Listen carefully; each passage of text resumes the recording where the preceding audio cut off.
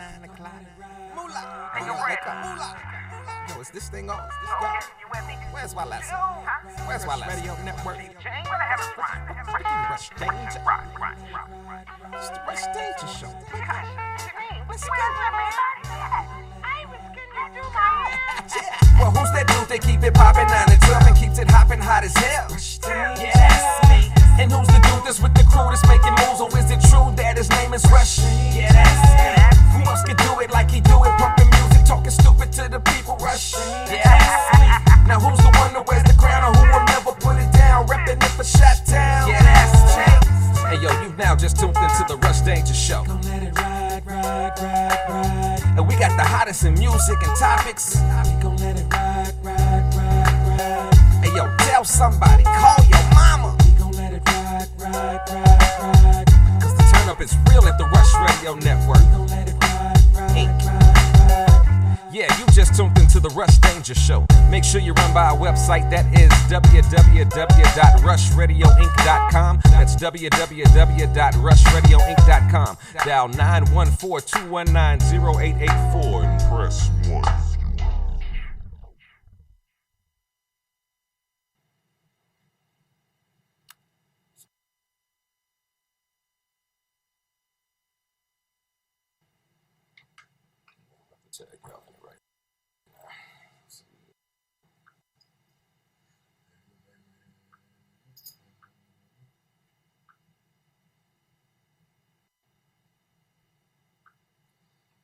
See if we get any sound going on this live feed right quick. If we can even get some. Yeah, we got sound. Yeah, we got sound. Let's see if I hear the playback right here though. We got sound. Alright, we about to go live. Let me share this all over the place right quick. Hey yo, I apologize to everybody. It's your man Rush Danger. We are in the building. Got my man Steve Staples, and I got another young special guest in the building.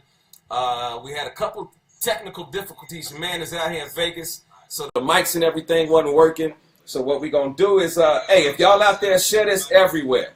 Y'all already know what it is. Y'all been hitting my phone all day. Y'all, we ain't playing no games. We agreed to that, right? This, alright, cause niggas is on my nerves today. You know what I'm saying? Like, y'all, we don't play around here. But first of all, man, thank you for coming to the show, brother. And I'm going to get to you in just a second. You big guy. That's all I'm going to say right now. And everybody knows who the big guy is. And what I'm going to do is I'm going to see if I can copy the old. I'm going to copy this and I'm going to add it to this post. And then I'm going to share it on both of y'all pages. So then y'all can get this post on. Because I think this show needs to be done. I told y'all when I first started the show, if y'all notice today's show is going to be called a little something different. Y'all see I got my shit on. The Lord told me to put my shit on and carry this out to Vegas. Because I cut the volume down. I got to bring back the Rush Danger Show for a quick second until we get some shit aired out and stapled down in the building. Do you agree, my brothers? Yeah, okay. No pun intended. So what I'm going to do is I'm going to change this number. And this might be one of the worst mistakes of my life. But I'm going to go ahead and share my damn phone number. Because matter of fact, no, I ain't sharing nothing. Y'all just go ahead and post it right here in these comments. Y'all that do have my number, that got some questions, y'all know how to reach me. That's how it is, because y'all been hitting me anyway. And that's how we going to do the show today. Let's start it off this way. We're going to do a quick recap and we'll get through this shit fast. Tell you how you getting battle rap. What brought you out to Vegas. And I'm not trying to rush through the interview, but we just did this 10 minutes ago and the audio ain't working. And I want the vibe to be what the vibe is. Huh? We don't even need the mic now, man. We just talking now. They hear everything. As long as you give them some good volume. Come on, talk to the people, man. All right, man. I got in the battle rap once again. You feel me? Just through music. You know okay. Go ahead. I'm getting the drunk. I wasn't battle rapping at first. You feel me? So, you know what I'm saying? It just happened. You know what I'm saying? And then I like the response I was getting from what I was saying. So, shit, I just stuck with it.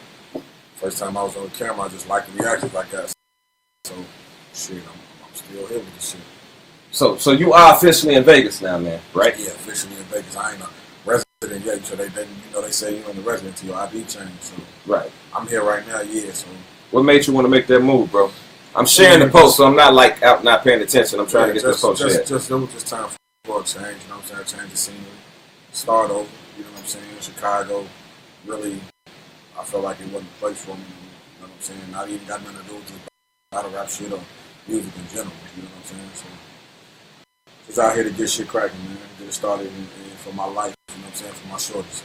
Okay, we're gonna bring it back real fast. Worst bar ever that you feel is the worst bar ever that you ever spit. The Red Fox shit, you know what I'm saying? It's Pyrex. I ain't like it.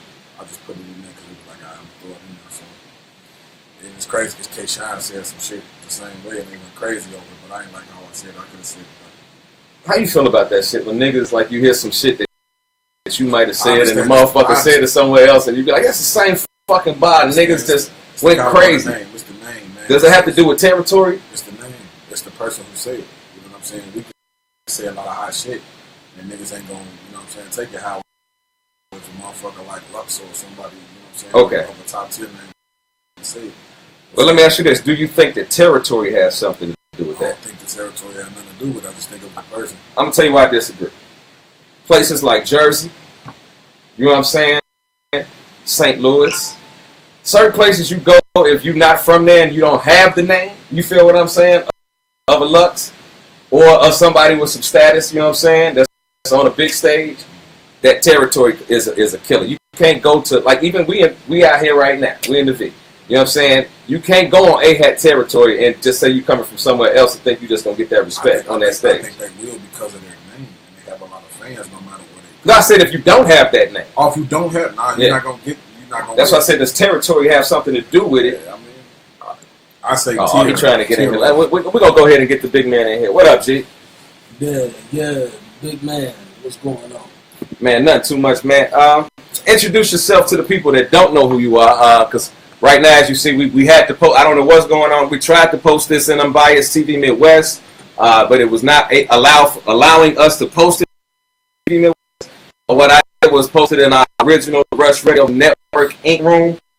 So we, this interview will not be stopped. Somebody told me earlier that my interview might be sabotaged in some type of way. And I'm gonna be honest with y'all niggas. When y'all first pulled up, that's why I was standing in the hallway, because I'm like, if niggas on something, let's do it. It's in the hallway, niggas ain't gonna, you know what I'm saying? But I appreciate y'all coming in because the vibe was not there. Man, I'm telling you, my phone has been popping since I've been all goddamn day. I'm telling you. You know what I'm saying? And I ain't name dropping, but my phone been popping. Niggas been giving me conversation like I'm in a whole nother area. Like, I'm not me. Like, I'm not. Let me say this, because most niggas, some of y'all don't know me. I might not be from your area, but if you see me, I come by myself. Okay? Unless I'm rolling with a few of my friends. And when I come with my friends, we ain't coming out on some business stuff. When I go somewhere for business, I do business on my own. I don't go out to play games, because guess what? When you go and take other people with you, they can mess up your own business. You could be doing something else and they'll fuck up your own business. Do you fellas agree?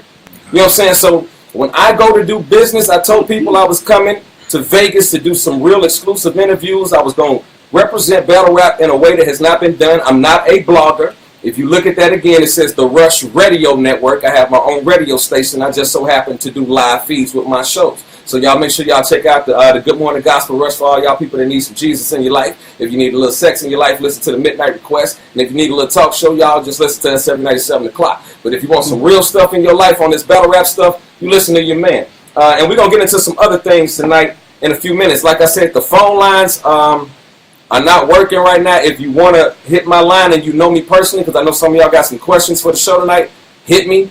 And I'm going to go ahead and get y'all straight. So holla at your boy. Let me ask you this question real quick before I get to Kannon, because I think it's sort of weird, my relationship with you, even though I never met you, through Young King. You feel what I'm saying? Because that's my guy. Hold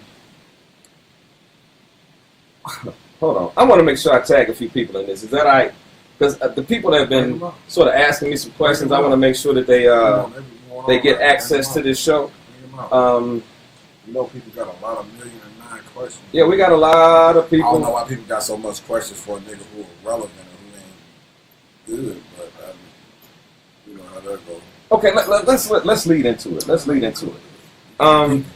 Let's start with leagues. Let's start with you and organizations. Let's because we can build from the conversation. Let's start there. Mm-hmm. When you first started, We all know where I was at.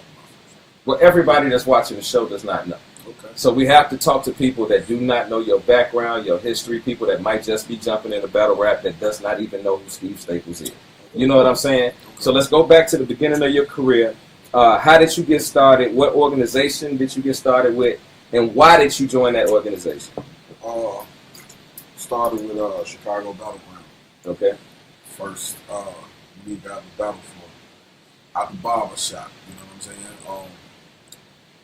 It was like I wasn't really with the league when I did the battle. Okay. You feel me? Bro was like, yo, we putting something together. You know what I'm saying? I want you to battle such and such. Well, I got there. I prepared for a nigga. The nigga didn't show up. So I ended up battling another nigga. So it really wasn't a real league at the time. But that's who threw the event. The Chicago Battlegrounds who threw the event. You know what I'm saying? Okay. And Kannon and Sonny Black was the two who put that together. That's what I was about to ask. Who was the Kannon and original? Sonny Black was the two who put it together. So that's why I started. So I guess it was like, shit. The next event they had, I was on the card too. So it was like, nigga, you with us. I was like, shit, this is my bro, you know what I'm saying? And I met Sonny Black, he was cool, and I was rocking with him. So that's why I started out. You know what I'm saying? Chicago Battleground. Oh, and let me ask you this question: where did you evolve from that? Because I want to move up to the, I want to speedball up a little bit to the guerrilla warfare. How did you get affiliated with guerrilla warfare?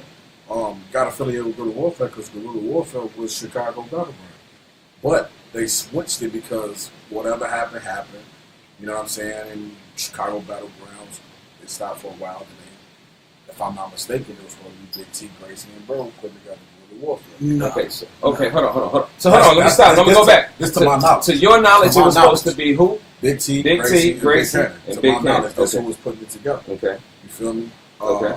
So when they got together, I mean, We can change it, bro. No, I'm just looking at the view count. No, No, I'm just now popping it up because I'm in my group. So because we've been blocked from the actual battle rap group. You know what I'm saying? I'm tagging actual people into the post now. So we got 4 hours on this. We got this gonna move. but yeah, so We not 6 to my live. knowledge it was supposed to be them, but I transitioned through Danger Zone, low key, because when Chicago Battleground stopped, I stopped. It was like, you know what I'm saying, I wasn't battle rapping, so heard about Danger Zone, boom, Scientific started talking crazy, boom, they're like, bro, we want you to battle him. So when I came back, I transitioned through Danger Zone, but I wasn't a Danger Zone battle rapper. That was just a battle I did. Okay. Boom, I had a battle with Scientific, I do my thing, and the next thing, you know, Chicago Battleground. Guerrilla Warfare. It was like, bro, you already know who you with? I'm like, yeah, it is what it is. Whatever y'all doing, I'm rocking with it. Okay. Ken, how much influence would you say that you had to do with Staples being pulled over to guerrilla warfare? I don't think Steve Staples would have battled without me. Talk up just a little bit because I don't. Well, my thing is, I don't think Steve would have battled without me. And the reason why, because we both at the time were focused heavily on music. I wasn't even supposed to be battling like that. And I was talked into it by Sonny Black. You know what I mean? So I tried to get Bro into it, and become this big thing because I knew Steve from being in the group with him with Potluck. You know what I'm saying? I knew him from that. That's how I met Steve. I met Steve through my Potluck brothers, Dre and Randy. So I met him through them, and from there we had already clicked. Like that was my man's. Okay. So me and him by already clicking. Now if I'm doing something, I'm gonna try to get my brother into it too. Like if they want me to be a big battle rapper, like niggas was like, man, you can be the biggest battle rapper ever. Like go and do it. And I'll say, all right, fuck it, I'm gonna get my man's in there and try to get him to do it too. okay. So where is your relationship with guerrilla warfare? Hey, relationship with guerrilla warfare, bro. Like, I'm rocking with Bro, but I ain't got no relationship with guerrilla warfare right now. Okay, so let me see how I want to phrase my next question.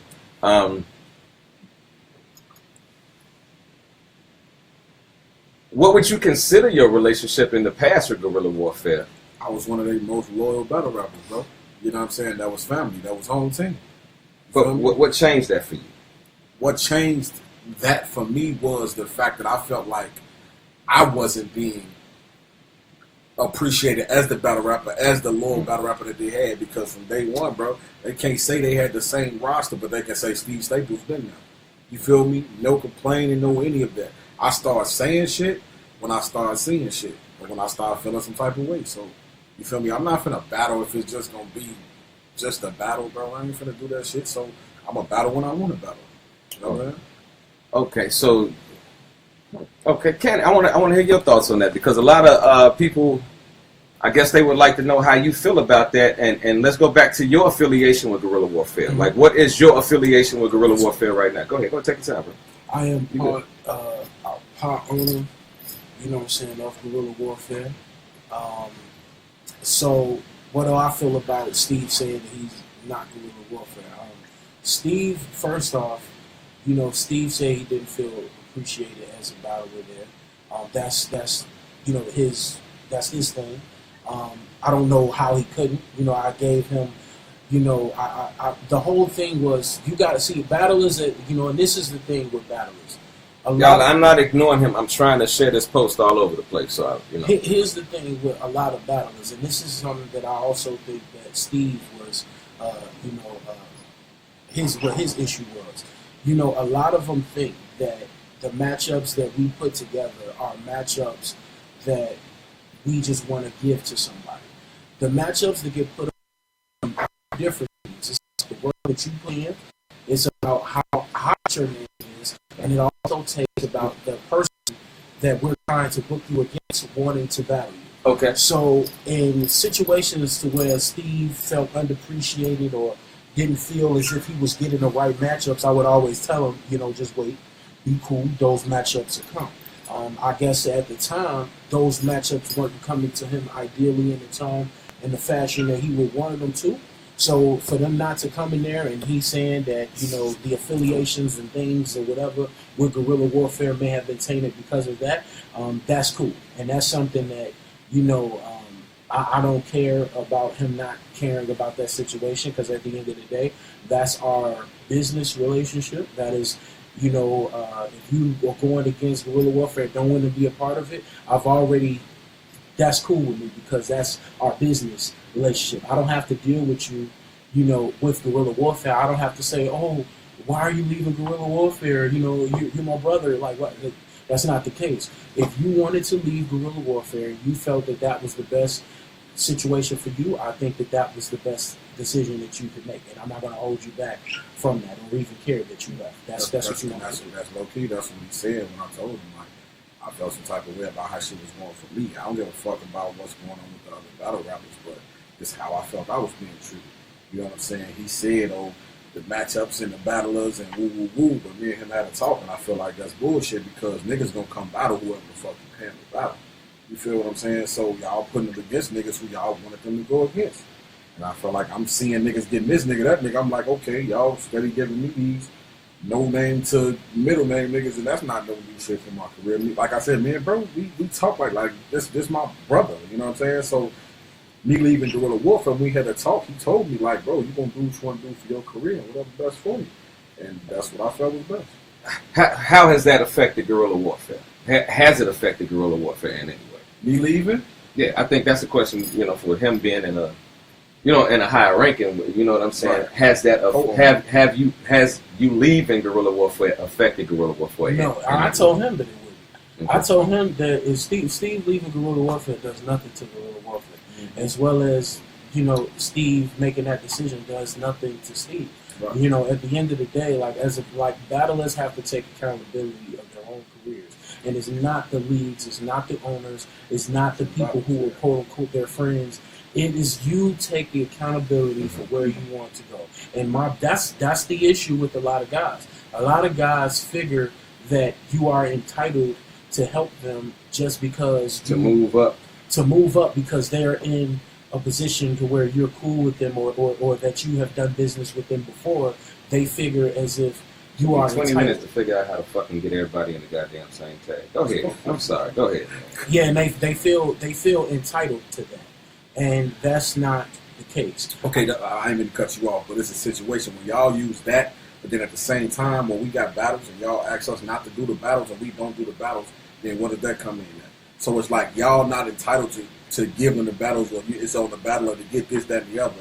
But when a nigga finna battle and get paid for it, but they loyalty with this company, and then they don't do the battle, losing out on the bread and still get nothing for that. You know what I'm saying? Well, that's one of the situation. Here's my thing. So it's like you got to use it both ways. You know? Here's my thing when it comes to that. Like, that is a whole different conversation that I per se don't like or don't even want to have about, you know, not taking a battle on this or not taking a battle because of that. Because for me, I don't think that is the right way to do business. I don't feel that is the proper way to do anything. And because we don't own anybody. Yeah, we haven't signed any contracts with anybody. We haven't said, okay, you are only a guerrilla warfare battler. You can't battle anywhere else. That's not something that we've been able to do. So a battle rapper should never feel scared or should never feel outside of the way for not taking a battle anywhere else. Like, no, I just use that because you just said like no, but I'm because you're doing business with them, it ain't y'all responsibility. No, what I'm saying is in essence it's not, because at the end of the day, you still are your name without the league. Yeah. So you have to, because when you go battle outside of that league, you're not guerrilla warfare Steve Staples. You are Steve Staples on that stage. You may be a representation of that, but at the end of the day, you are Steve Staples, and your brand is built off of that. It's not built off of the piggybacking of the leagues. So that's why I say what I say. So when it comes to like all that, like I said, battle rappers should stop feeling entitlement, and they should start being more independent, and they should start doing their own things for themselves. I didn't get anywhere from doing things with somebody giving me a handout. That never happened. And if somebody did shoot their shot, or somebody did reach out to me, it was not me going and begging them or whatever like that. It was about for the work that I put in. It wasn't about, man, can you please help me out? It was about, I first got the grind time by putting my video in a message form and saying, look, niggas, look what I do to niggas. And from there, Sonny Bamboo hit me up and was like, yo, you nice. I want you to be on grind time. So, let me ask you a question. How much of battle rap has become niggas thinking that they better than they really fucking are? I mean, that's with anything. No, I mean, like, seriously, I mean, on a major scale of it. I mean, not looking at it on the well, if you... You're supposed to be confident in yourself. Yeah, I understand that part. I understand that part. But I'm talking about the conception of what we're seeing on the major scale of battle rap. Because if we talk about that, we got to talk about the oversaturation of leagues. You feel what I mean? There's a lot of culture vultures out there. Which has led to shit like niggas taking checks just for checks. Going to leagues, posting up a battle, and they ain't even wrote for the shit. They ain't even wrote no 3 rounds for the shit. They just taking the check. So at the end of the day, the whole culture is taking a hit because I'll give you a prime example. When I first started watching battle rap, it had such an effect on me that it made me, I couldn't wait to see the next shit. Right. You feel what I'm saying? Now it's like I go to... They was hungry. Right. And it was more so a respect. The money was a good thing for battle rap, but it also was a bad thing because you even got niggas who don't sell tickets. Like, the whole thing of niggas getting paid, bro, is how many people you can bring out. We understand how that goes. You know what I'm saying? If you ain't bringing motherfuckers through the door with you, or if you ain't bringing motherfuckers, or your name ain't moving weight like that, bro, like, how can you ask for some money? You know what I'm saying? So the money it was good because niggas changed their lives off battle rap, but it also fucked it up because, you know, like you said, now niggas is just coming taking checks, not being prepared and all. It's with those things. He was saying more about battlers thinking that they're better than they are. I mean, if you paying them, of course they're gonna think they're better than they are. So is that the fault of the leagues? What is the fault? Is that the fault of the leagues, like just wanting to put battles together and not really putting great battles together? The fans speak. No. At the end of the day, the fans cannot speak on a battle that was not put together by the league. But here's the thing. You feel what I'm saying? Here's the thing. A league is no fault of the battler for him negotiating what he feels he's worth. Okay. And the biggest thing that I think that fans and a lot of people misconstrue is the fact that why battlers get paid what they get paid. It's a few different things. It goes about status. It goes about what you're able to accomplish in your battles, the fans that you've gathered, but it's also very heavily about negotiation tactics. So negotiation, if you're able to negotiate a higher price and you're able to negotiate 10, 15,000 for a battle, and the league is going to try and be willing to pay you, by all means, take what you're supposed to get. Negotiate the price that you figure that you're worth. Okay. I asked this question last week on my show, and it brought up a great discussion. My man Pyrex got involved in it. Kevin was involved in it. Johnny was involved in it. I think we had Gage. There was a few people that got involved in this conversation.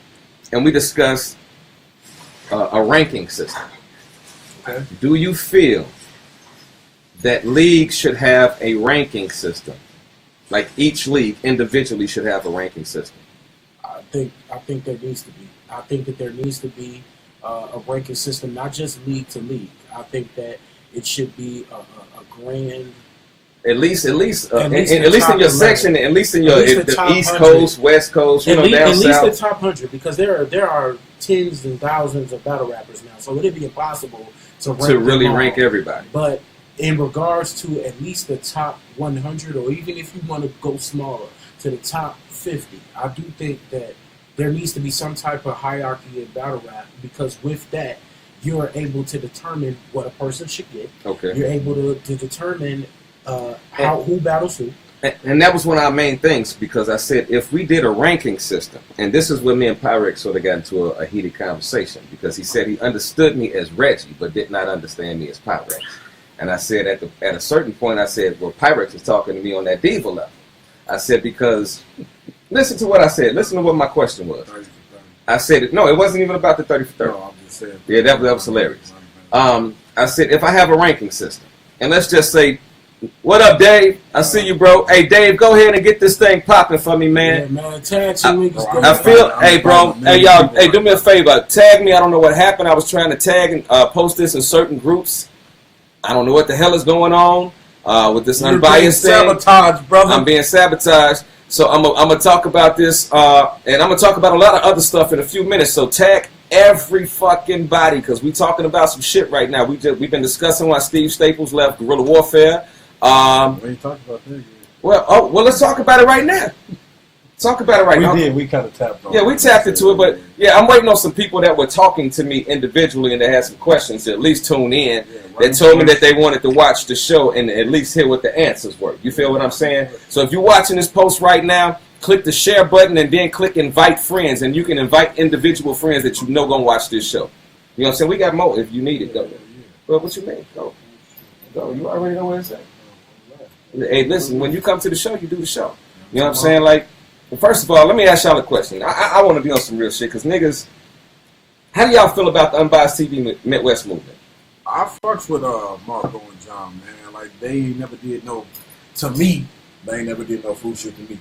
You know what I'm saying? I'm gonna turn it on y'all, because I'm gonna be a good host and get a couple drinks. You know what I'm saying? The whole situation was, if it was to shine light on the Midwest through Unbiased, that's cool. Yeah, can you share this? At the same token, you gotta get that nigga Chris Unbiased behind this shit, man. Like, if it's unbiased, bro, they should be all over this shit. It should shine. That's my question, because today, as you know, we own social media today, and everybody knows what's going on. And half of y'all watching right now, y'all watch what happened with the whole Unbiased. I ain't see it. I was looking for it. Oh man, my phone blew the fuck up. Like I'm telling you, my phone blew the fuck up, bro. And I can It sort of happened. Y'all know when y'all walked in here, I was a little heated when y'all first came in here, because one thing about me, I'm a man of integrity when it comes down to business. You know what I'm saying? If I tell you I'm going to shit on your line at 3:30, you better make sure you got your poopy scooper at 3:15. You know what I'm saying? And if I tell you I'm going to do good business by you, I want you to trust me. You know what I'm saying? If just like with a woman, bitch, if I say we're going somewhere at 6:30, be ready at 6:15. You know what I'm saying? Because I want my word to be my word. And a little thing popped up today about the name Unbiased Rush. That's why y'all don't see it posted right now until we figure out exactly what's going on. And if y'all got some questions about that, the phone lines are open. Y'all don't see it on the line, but it's 914-219-0884. Matter of fact, Matter of fact, I ain't even got to do that because most of y'all got my phone number. Y'all call me directly or inbox me if y'all got a question, or be man or woman enough to post it in the comment section so that the guests can see the questions that y'all want to ask. How y'all feel about that? Is that much better than niggas hitting me? Just coming out straight out with their questions? I don't have issues with anything. I'm here. They wanted to know. He asked me, were there any questions that were off limits before I came on the show? I told him no. Attack Luch and Grace. I don't care about anything. Whoever want to ask a question, I'm not scared to ask a question to nobody. Like, for real, in person or over the internet. No point attempted. Let me ask you a question. What do you feel about how much has battle rap become gay? I was about to say weird. I was going to use the word weird. Man, a lot of niggas who would be nobodies before battle rap think they somebodies, man. Exactly right. I think battle rap don't got it don't got a limitation on what niggas will say or what niggas will do, man. These niggas will do anything to troll. These niggas will do anything to try to get some battle rap attention. You know what I'm saying? So motherfuckers be doing some extra shit, man. The shit is just gay to me. You know what I'm saying? I'm not gonna say I'm not a battle rapper because I am. You know what I'm saying? I do music and I battle rap. I'm not gonna say I'm just a dude who do music and I'm not a battle rapper because I am. If I step up on that stage, I'm a battle rapper. But a lot of niggas do extra shit, just a lot of fool ass shit, man. And I don't honor that shit, man. A lot of niggas just do gay shit. You know Name some shit that you've seen that's sort of like fucked up in battle rap as far as as I ain't gonna even say, I'm asking from two different perspectives. I'm gonna ask you as being a battle rapper, and I'm gonna ask you as being a part owner. What's some of the bullshit that you really see behind the scenes? You know, we ain't talking about niggas arguing at the event, and all the the niggas getting drunk and just being nigga shit. What are some of the things that behind the scenes that most irritate you about battle rap? First, let me hear that from Steve. I mean, shit, I don't really see behind the scenes. Niggas is they real self, bro. I'm gonna be honest with you. Like, niggas ain't. It's more so on the internet than behind the scenes with me. You know what I'm saying? Because I don't run a company, so I don't see the behind the scenes bullshit that go on. I just see the shit niggas do on the internet, and then when you see the difference in person, you know what I'm saying? Like I said, niggas are true trolls on this shit. They say whatever or do whatever to get a laugh or get some attention, bro. And that shit corny. Like, nigga, Steve Staples himself on and off the internet. You know what I'm saying? Niggas can't never say I do something on the internet that I don't do in person. A lot of these niggas they got two different faces. So, you know what I'm saying? He better off answering that. Explain that. Explain these niggas. I understand what you're saying, but get a little bit more in depth. Give a situation where you seen somebody, you ain't got to name no names, where you say, well, this is not who they were on one side of the track, but they was completely different. It's a lot of niggas, man. Like, it's a lot of niggas who talk big shit when they type it and using their fingers because they can press send and just wait for the response. But niggas don't want the responses in person, man. Like, it's just battle rap in general. It ain't a certain individual. It's just battle rap niggas, period, bro. That's why I don't fuck with niggas, man. That's why niggas can't say, Steve, come out to this barbecue or this party or none of that, because I'm not going to come. Because I fuck with my real family, like my real guys. Like, these battle rap niggas is clowns. Like, you know what I'm saying? My nigga Mello said it the best, bro. You can't be mad at what they do, because once you step, battle rap is a circus. So once you step in that circus, bro, you become a clown like the rest of them. You know what I'm saying? He said, when I put on my suit, bro, when I'm hosting these battles, I become a clown. I said, bro, you 100% right. You know what I'm saying? Shout out to Mello. Me and him had a long-ass conversation. He just had to break it down to me because I was getting mad at shit I shouldn't get mad at. You know what I'm saying? When you know what it is, when you know what's up. Explain that. What it is. Explain that. Like, because, listen, one thing, I don't never try to expose niggas on my show. I don't never try to sabotage niggas. But like I told y'all earlier before we even started the show, I want people to understand the battle rappers as people and not just the nigga that they see for, like 15 minutes. You have to meet some of these niggas to understand them as people, though. Because if you see niggas online, bro, you gonna get that motherfucking clown with the red nose on. You're not gonna get the real them until you meet them in person. You feel me? Like, I done seen a lot of niggas get threatened. I done seen a lot of niggas say they gonna do this, do that, the other. Then get in person, it'd be a whole nother motherfucker. They want to talk about, like, man, I was just joke. They want to shake hands and all of that shit. Like, that's how you know battle rap is just corny as fuck. You know what I'm saying? Like, you have to keep it battle rap. You can't let a nigga get you out your zone or out your or try to take battle rap to the streets, bro, because they ain't one and the same. You know? It's two different situations, bro. Okay, Kannon, answer that question on the flip side of that as a co-owner, and how that affects the business. Well, answering that from a league owner standpoint, the thing that is more irritating is just the day to day of doing an event.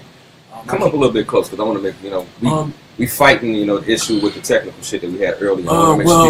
Well, being involved in the day to day and throwing events, like making sure like a lot of people don't see the things of talking to the cameraman or talking to the hotels, booking planes and even down to making sure this guy will take this guy, making sure that they take the matchups and stuff like that. That would be the more challenging aspect of it from a league owner standpoint, because obviously you're gonna have to deal with different personalities, even from the battlers, even to the fans. So like these are your customers essentially. So you're gonna deal with a lot of different personalities and things like that. So.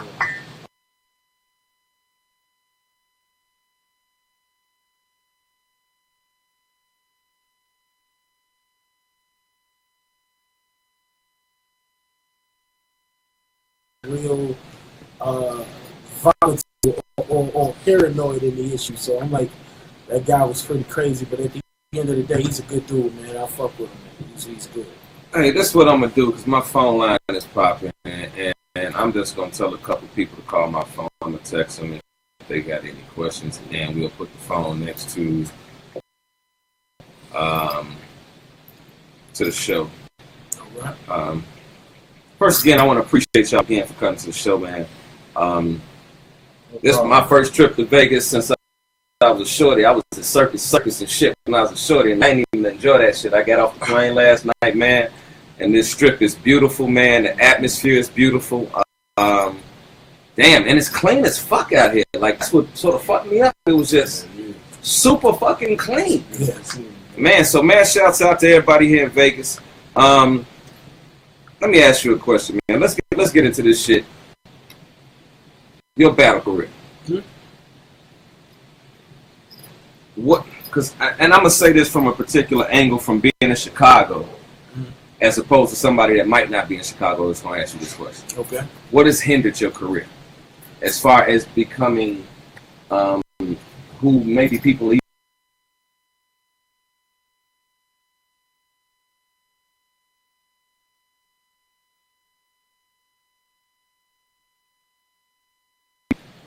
Okay, we got a real quick question.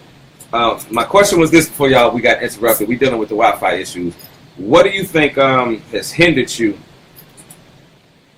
in the battle rap industry, man? Like in the field not as a co-owner, but more as a artist and as a battle rapper.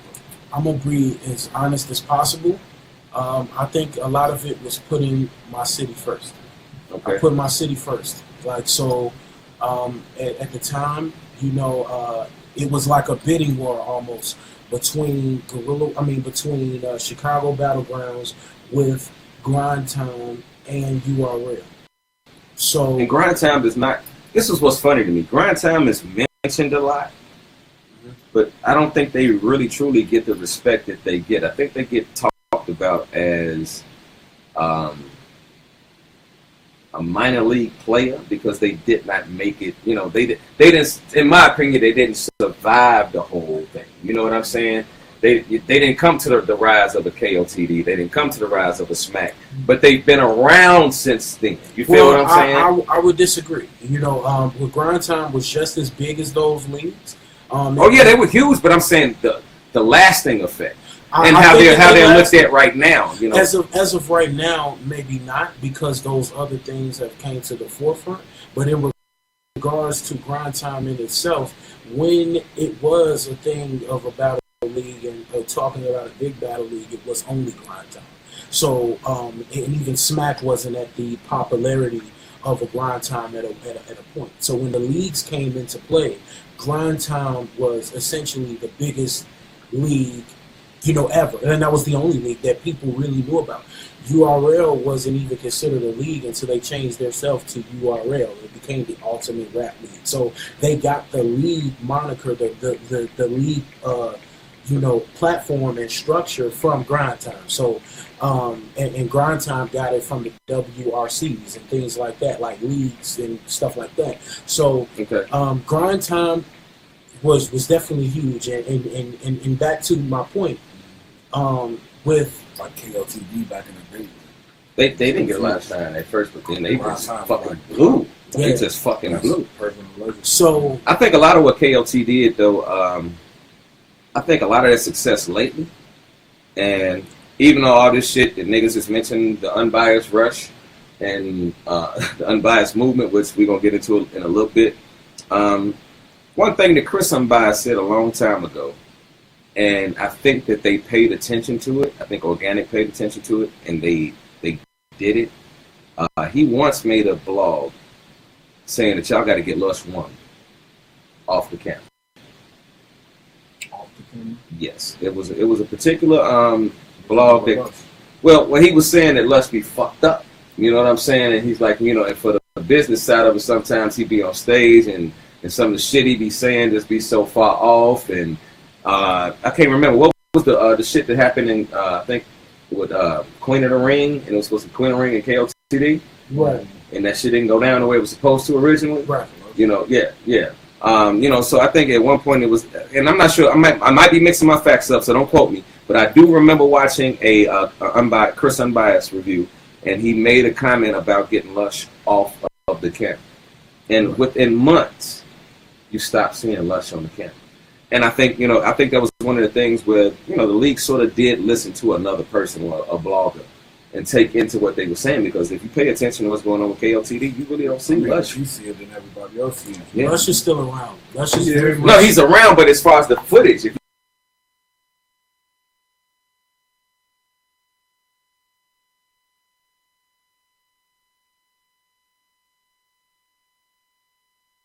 we got it. Yeah, but as far as what I'm saying is, if you look at most of the footage that's out there now, you don't see that. We got questions about facts. Yo, we lit. Hey, yo, Johnny. Yo, let me ask y'all, if y'all got any questions, please listen. Do not sit out there on the show. We having some technical difficulties because we're in Vegas. We got a lot of shit that's going crazy. Call my phone. Y'all know my line. You got my line. Call my phone, and we'll bring y'all directly into the show. Look at it, some of them doing it right now. Call my line and we're going to get this going right now. Do not play no games. If you hit my line early and said that you wanted to have something to do with this conversation, please jump into it. What's up, Ruby? What's up? What up, Roy Bress? What's up? That's my dude. What up, though? You got some questions for my man Steve Staples, Big Kannon. Show some love. Let's speaking of the name Kannon. I can't say this. I keep throwing this in there. How did Young Kannon get started? Young Kannon. Because I think it's a lot of misconception about the Big Kannon, the Young Kannon relationship, who he is to you.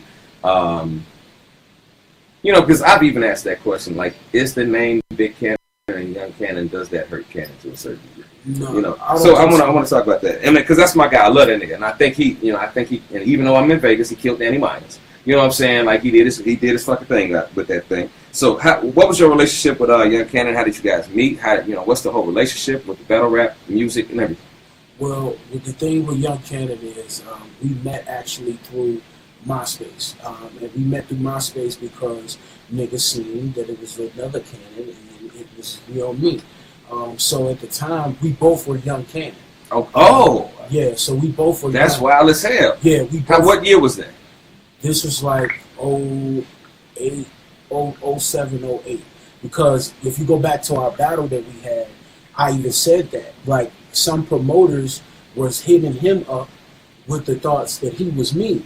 So they thought that he was me. And it could have even been sometimes vice versa, to where they thought I was him because we both had the same name. You know what I'm saying? And everybody would talk about both of us battling wise, like my man's is the best nigga in the south suburbs. Like, this nigga is the best dude out here. You know what I'm saying? So, I knew Kannon from his music. I would listen to his music on his MySpace page, and I would try to compare my shit to him. Like, oh yeah, he ain't fucking with me, like, with that shit. Like, that was my thing. Like, Kannon wasn't fucking with me on the music shit.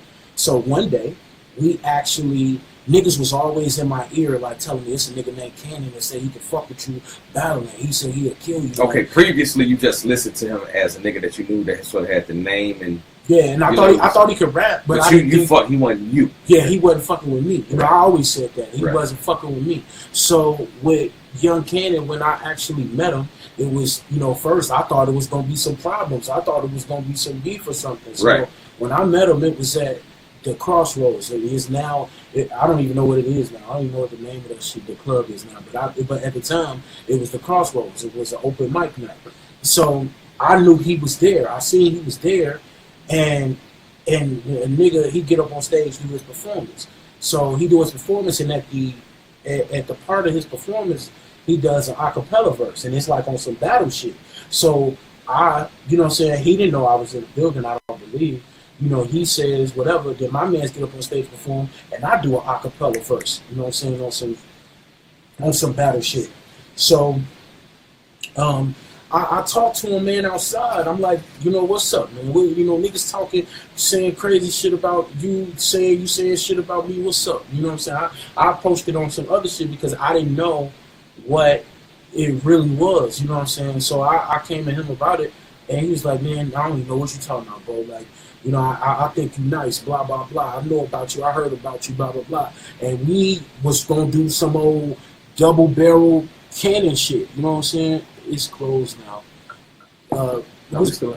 Oh, okay. We're talking about something. Okay, they say we're gonna do some double. Oh, they say they're gonna do some double barrel Kannon shit. That was gonna be the name of the mixtape we was gonna do, or a song. Okay. And then from there, I knew about Kannon battling or whatever. So I actually seen him on a video. It was some shit when he was battling in New York versus some nigga in New York, and he battled the nigga. So I'm like, man. You know, niggas wanted me to bring him back. You know what I'm saying? Niggas wanted him to come back. Niggas wanted to fuck with it and shit like that. And niggas was like, man, why don't you battle Young Kannon? I had already had Chicago Battlegrounds established. Okay. And I was battling. What year did you start that? Well, we started Chicago Battlegrounds October 09. October 09 is when we started. That was the first battle I did with Scientific. Steve battled a nigga named Dion, and then it was Street Profit versus Joker Jones. Okay. So we did that joint there, and you know, niggas was like, man, I think you should battle, you know, the other king. So at first I'm like, man, fuck it. This nigga, I don't know this nigga. I was doing my thing on Grind Time at the time, and you know, my name was getting up like that. I had just battled a nigga named Troy Brown in New York, and you know, Norbs was there. He was fucking with me heavy and things like that. So I didn't want to take a new nigga who nobody knew nothing about. I wanted to keep going up and up.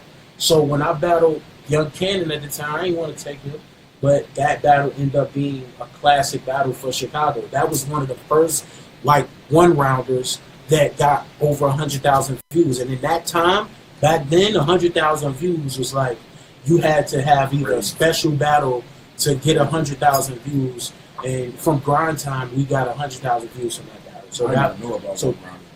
Yeah, it was only that one round. So he was like, let me ask you this question: what do you feel about one rounders? Do you think one rounders really give a battle? It's a teaser, and that's what I don't like about them. Like when I go, you know, and I'll say that because you know we have one rounders in Unbiased TV Midwest, and to me it's just not. Well, some of it is because what gets me about a one rounder, it can go so long that it becomes like okay. You know what I mean? It's like but sometimes they're necessary because sometimes the leagues don't have money to pay the big battlers. Like me, like a lot of the times when I'm dealing with in negotiation with people, if they tell me that they can only give me this price, and I look at it and be like, all right, I wouldn't battle 3 rounds for that. Then they'll say, okay, well, can we at least get a 1 round? And then when the 1 rounders, because they just want to get you. They just want to get you on the name because the name's established and put some Any name that I bet I want to be 3 though. It just puts something on their league. It establishes their leagues. It solidifies their league. If you get a big name on your card, it solidifies your league as something to deal with, as something to see. So if the fans think your league is legit, they'll come out and support it. So 1 round sometimes are necessary. Okay, I just got an inbox, and I ain't gonna say your name because you ain't posted shit Fuck you. What does Gracie feel about Steve Staples leaving? She don't give a fuck. She don't care about me leaving. She didn't care when I was there. So what she don't give a fuck about me leaving. He said it himself. It's my brother. I mean, no, that's just a question. That was that. I mean, warfare didn't affect guerrilla warfare. That didn't affect me. Listen, and you know, I don't want to speak for Gracie because that's on her to say how she feels or whatever like that. That's on her. But for me to say it, you know, I believe that we share the same sentiment. Like, we don't care if Steve Staples was a part of guerrilla warfare or not. He can decide to be a part of guerrilla warfare or not. No one cares. But that, to me, says a lot. To me, as the battle rapper, says a lot. No. You don't give a fuck if I'm there or not because if somebody else tried to leave. You know what I'm saying? Not to say, just my opinion. Let me finish. Go and finish. My opinion. I just figured, I'm going to say something. I didn't mean to cut y'all off. This is a whole nother conversation. I just figured out what the sabotage was, and I'm going to let y'all know after the show. I just got it. I just saw something. Praise the Lord. You know what? The devil is your footstep. Go ahead, brother. So it's like that says a lot to me because if you actually appreciate your battle rapper, first of all, they wouldn't want to leave. Second of all, it would matter if they left or not. So when the motherfucker don't care, it's like, okay. So you personally feel Gracie did not care about what was going on? I'm sorry, bro. You personally feel that she did not care about what was going on with Steve Staples as a artist, as a battle rapper? I don't think they really cared for my career like that. You know what I'm saying? Because if it was the situation that they did. But see, this is the question. Okay. Ownership now. What is the ownership of guerrilla warfare? Because you now in Vegas, right? Mm-hmm. I personally talked to Gracie, and at one point Gracie was like, "I'm done with it. I don't want to fuck with it." Correct? You know, she was like, "I don't want." That's how Gracie get. Yeah, but I'm just trying to get to a understanding now so that people can understand where we're going with it. Because I know it, as a host, I get a lot of people that hit me with bullshit and they try to pull me into bullshit. But if it's a good question, I have to ask it. You feel what I'm saying? But if I'm not gonna go no further than that. But as a league owner, what is the actual ownership now? Because I know now the battle is coming up on the 17th. Mm-hmm. If I'm not mistaken, Lucci and Kevo the King have been putting that card together. Mm-hmm. Okay. How does that work in the public eye and perception when you say, when people sort of see Gracie not in the forefront? You know what I mean? You move into Vegas. Big Kannon. Or, that's what I'm about to say. Or you move into Vegas. How does that affect how people view even like a Lucci and a Kevo doing business right now on behalf of guerrilla warfare? So I'll answer that. Like, so in regards to, other people putting cards and shit together, other people putting cards together. The opener, the bottle opener. Other people putting, Hey, Kevo, go ahead and get this shit out there, man. We got a lot of people. He said, I hate the fact that Rush don't let the people answer the question before he asks them. Shut the fuck up, Kevo. I can't wait to hear your ass. Go ahead. Let BK answer this. He's an asshole.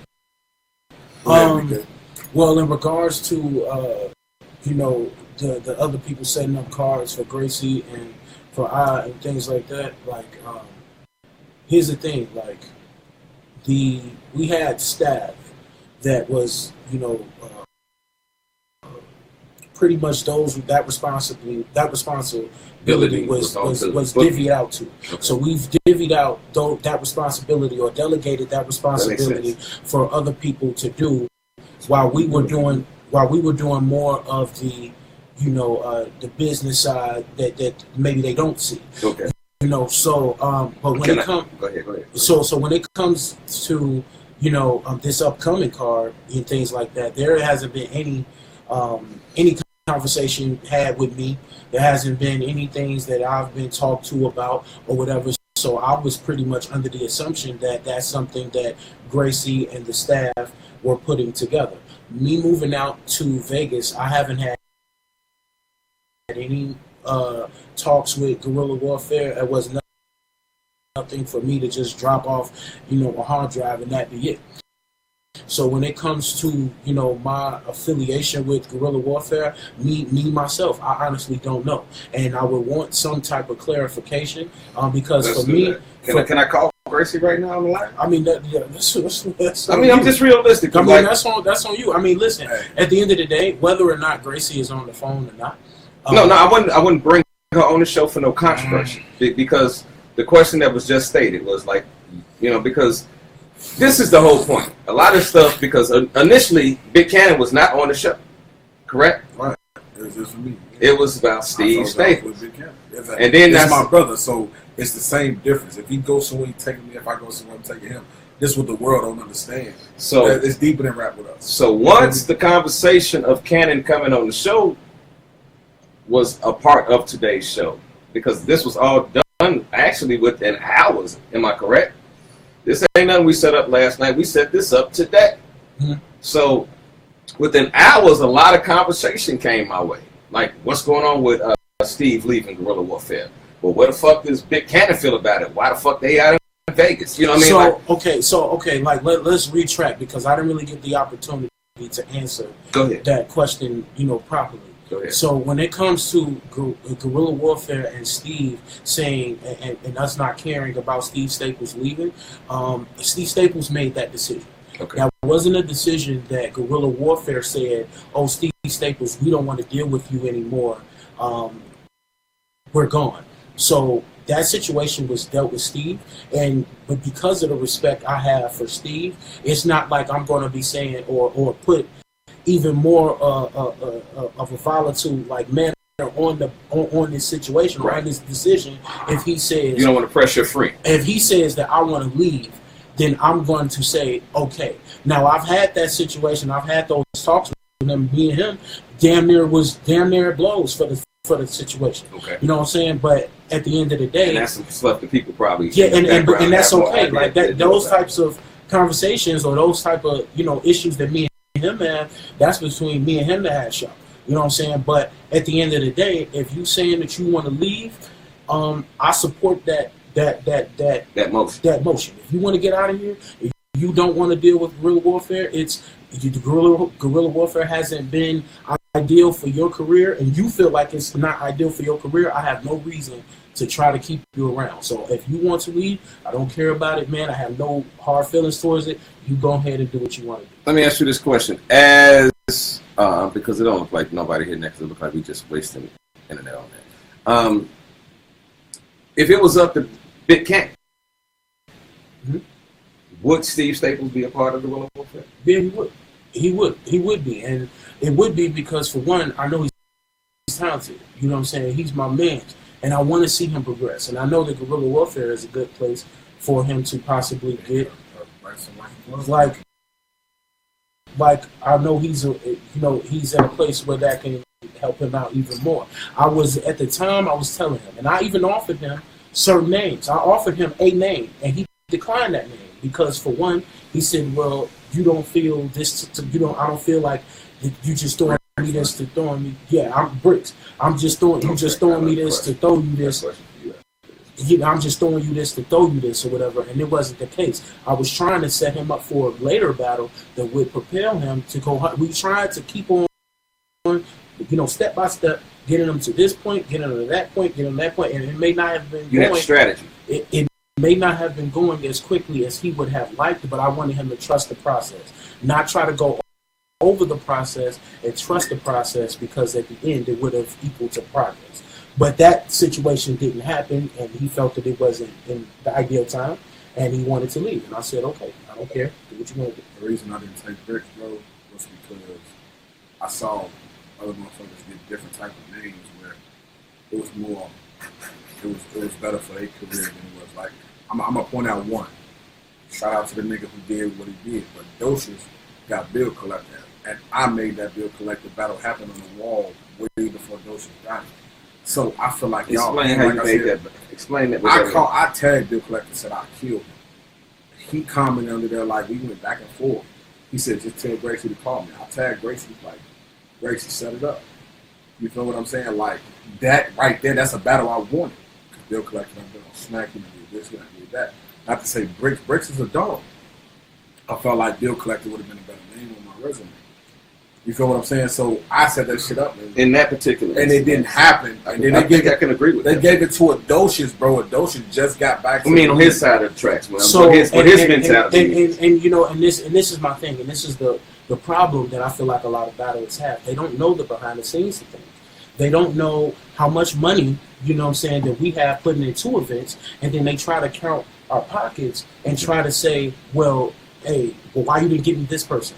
Well, in that time frame, that may have not been the right battle for us to give you at that time, but let's get you something, make sure that you're on this card, make sure you get a look, and then potentially in the next few battles or even the next event, we can get you somebody that is a better name. I feel like I heard that too many times. You feel me? And again, listen, not only that, y'all put me on major stages, bro. I was on The Awakening, and I was on One of the Crowns.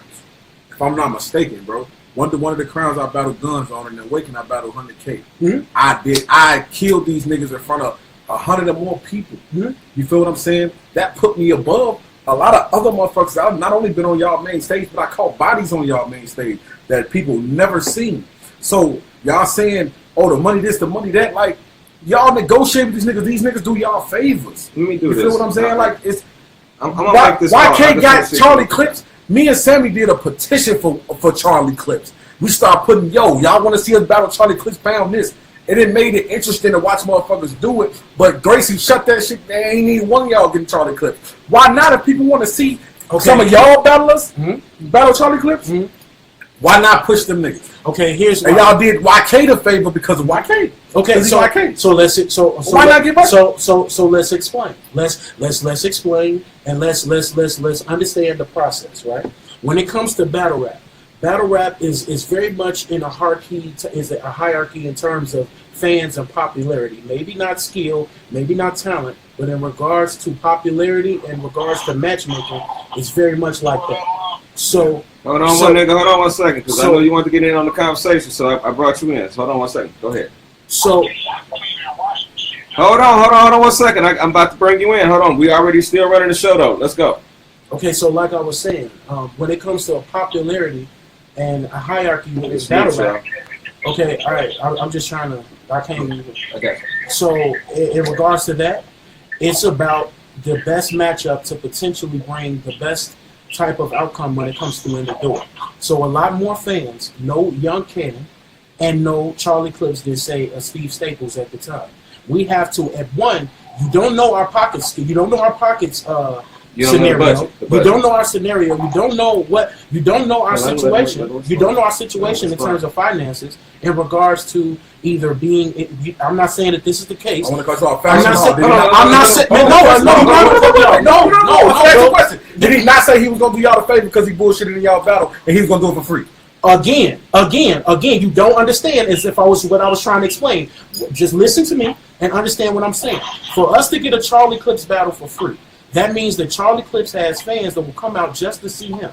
That comes out to Young Kannon having fans that more fans than you, we can potentially get more of our bang for our buck. As a business, that makes sense. Excuse me. Yeah, you're right. Exactly. That gives us more bang for our buck when it comes to a matchup like that. So if we get a free Charlie Clips battle, we want to make sure that that battle is as lucrative as possible for us as a company. So as Steve Staples battling a Charlie Clips at that time, or Sammy battling a Charlie Clips at that time, is not ideal for our league and not ideal for us potentially getting the biggest bang for our buck. Now you actually battling Charlie Clips, you can battle Charlie in terms of skill level and all of this stuff, but you have to know Charlie Clips also. Charlie Clips, Charlie Clips,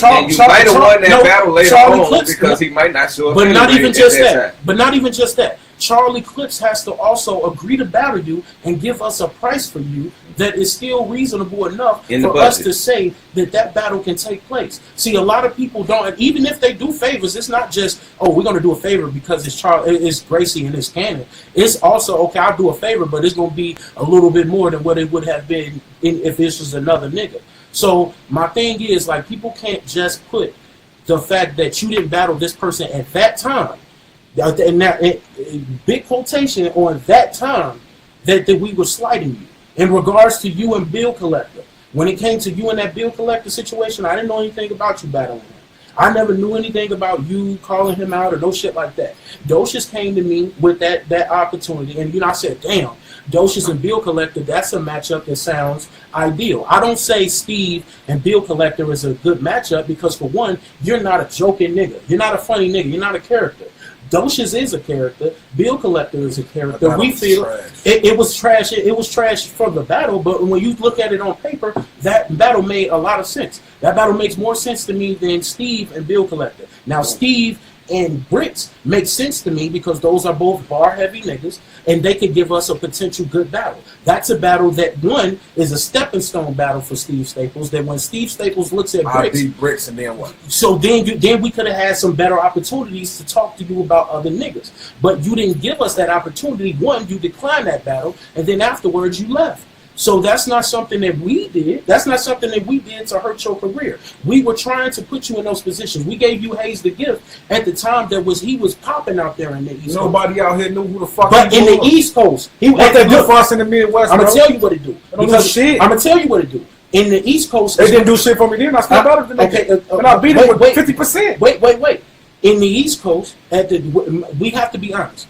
You're not going to get popping just battling on the Midwest. You have to go through New York in some form and fashion. We know that. So whatever. I mean, on the main stage, we trying to get you in this position to where them East Coast niggas was watching Hayes the Gift at the time, to where them East Coast niggas would say, "Oh, he battled Hayes the Gift. Let's watch this battle because it's a Hayes the Gift battle." Why would they have a cut TV when we on air right now? That don't make sense. That's what I said. 20 minutes. No, I think he's trying to invite people. No, they talking about they were talking about the Marcos. Well, whatever. I mean that situation is nothing. Yeah. But like I was saying, when I say the things about you, I forgot where the fuck I was at. Hold on, let me get because we got Lucci right here on the line. Lucci, can you hear us? We see you. Well, hold on, what happened? Can you hear us? I can hear you. Tell me what you're thinking on this conversation, bro. Well, on the outside looking in, that's like kind of what I knew. Well, outside looking in, inside looking out. You know, when you spend your money and you dig in your pockets, you do what's best to, get revenue back or at least break even. And doing that, sometimes you gotta, especially if a big name battle rapper doing you a favor, you gotta compromise with them a little bit. So if he didn't want a Lucci or a Steve or anybody that was on the GW roster, and he'd take it less for YK, you figure, okay, cool. Well, YK and Charlie should bring a house out, and that's more money at the door that go directly into your pocket than should have invested. So yeah. Luke, what are your feelings as being a part of Guerrilla Warfare? What are your thoughts on Steve Lee? Steve is like one of the founders. To me, like, they like legends in the making. When you talk about Pooh Bear and Eagle, Steve Staples, even Prince Easy, Prince Lord, you just can't get that type of shit back. Like 10 years from, like, maybe not even 10, maybe like 5 years from now, they'll be, they're gonna be legends. Hey, bro, quick question. Because it seems like, me and you talk a tad bit, and we got the new show coming out called Facts. Facts, right? Facts. So, check this out. Let me ask you a question. Do you think that the relationship, with you being another member of Guerrilla Warfare, if it was talked about between Steve and Gracie, that the relationship could be solved? And I want to ask that same question to you, Steve. Is that something that returning to Guerrilla Warfare, and then I also want to see how that factors into you being out here in Vegas You know, because we do know AHAT is out here. We got other organizations out here. Like, if this is where you're about to make your home base, you and Kannon, and I love to ask Kannon that when he gets back on the camera, how does that factor into how much work you're putting into guerrilla warfare and you're not in Chicago? I mean, let Lucci answer that also. Go ahead, Luch. I don't care about nobody being in Chicago. You was born here, you spent time there, you went to school here, you in Chicago. Yeah. Okay? I don't give a fuck if he moved to Canada. That don't make him from Canada. I agree with that. I'm Chicago forever, shit. That don't make Steve from Canada or Big Cannon from Canada or Las Vegas just because they moved there. Whatever the fuck they did, they got the fuck up out of here. That's the goal of this shit. You know, you get older, you get wiser. Our city ain't shit. Get the fuck out of here. Nothing here. There's more opportunities elsewhere. But as far as the question you asked me, that really ain't for me. I don't know how Steve Staples was feeling. And to be honest with you, well, you missed a lot of the show. Steve, explain to Luch what you were saying earlier is about why you left guerrilla warfare. Shit, like I said before, I'm gonna ask you a question first. As far as me coming back to guerrilla warfare, no, I heard that part. As far as me coming back to guerrilla warfare, that ain't gonna happen. You know what I'm saying? Because like I said, like I'm a loyal dude. I'm not finna switch sides. Like especially if where I'm at ain't doing nothing wrong to me. You feel what I'm saying? Like so. So officially, for everybody that missed where you are earlier, because I heard the question and I understand the question. Where are you now? Danger zone. Okay. I'm danger zone. You know what I'm saying? And like I said, you know what I'm saying? My brother is co-founder of Guerrilla Warfare. You feel what I'm saying? Everybody don't agree on everything. Me and him talk all the time. A lot of my battles went through him. You know what I'm saying? So this is who I communicate with as far as Gracie go. Bro, Gracie don't give a fuck, bro. Yo, this question honestly, like everybody knows, bro. Gracie don't give two fucks about that shit. Gracie will stop doing battle rap at the blink of an eye if she want to. You see that the next card is Lucci and Kevin. It ain't got nothing to do with Big Kannon. It ain't got nothing to do with Gracie. So it's a motherfucker can wake up and say, I don't want to do battle rap no more, bro. She done it before. But is that a slight on that card? I mean, no. I ain't say they put together a hell of a card. I salute them boys for putting that card together. But you're saying because Gracie and Kannon are not involved in your eyes. I'm asking you specifically. She don't give a fuck. But no, my question. I ain't saying he don't. My question. No, let me ask him this question. Bro, I'm gonna keep it a bunch. No. Let me just get the question out. Can I interrupt real quick? Yeah, go ahead. I know why. I mean, if Big Kannon and Gracie didn't want to do this shit, I know why. Because he put a card together. These niggas real life goofies, bro. People want money. They want shit they ain't worth. Oh, shit. Well, you put a card together. Nigga, fuck you. Look, I'm on the inside of this shit. Niggas had never asked me to come up for money. No, bro. Look, this shit, I'm talking about not even halfway names. So, I ain't gonna lie. I don't never want to. Let me ask you that question, Kannon. How does that hold on, let me ask Kannon that question. How does that work when you got somebody that you want to put on the card and you think that they might have potential, but they want more than they're worth? And that went back to one of our original questions about the ranking system. And see, that's when you need to have a conversation with them. You got to have a real conversation with battle rappers because a lot of the time they are prisoners of their Twitter followers. They're prisoners of what they believe are high view counts, and they're prisoners to what their friends on the block are telling them. So what the truth of the matter is that a lot of that stuff doesn't equal out to any dollars and cents. So to be honest, a lot of the time when it comes to a lot of guys who come and they are on they come to the battles or whatever, they think that their name alone is what sells tickets, and that's not the case. If you want $500 to come and battle, and the last 3 battles you've had nothing but 3 people come through the door with you, and the battles are being sold at $10 to $15 a ticket, well, that doesn't equal out to $500,000. That doesn't equal out to $500. The budget for paying for the venue, paying for the battle rap point of view. No, I'm gonna let you. But you saying paying for the venue, paying for the battle rap, because you know a lot paying of for a DJ, the equipment. If the venue does not have equipment. See, a lot of the times, battle rappers, are selfish to And here's the thing. Leagues pay battle rappers for what the battle rapper is able to negotiate. It's not always the time about what the battle rapper is worth. It's about what that battle rapper was smart enough to negotiate. So for when it comes to, battlers wanting $500, if the league pays them that, then hey, that's what that league felt that person was worth. That's what that person was able to negotiate.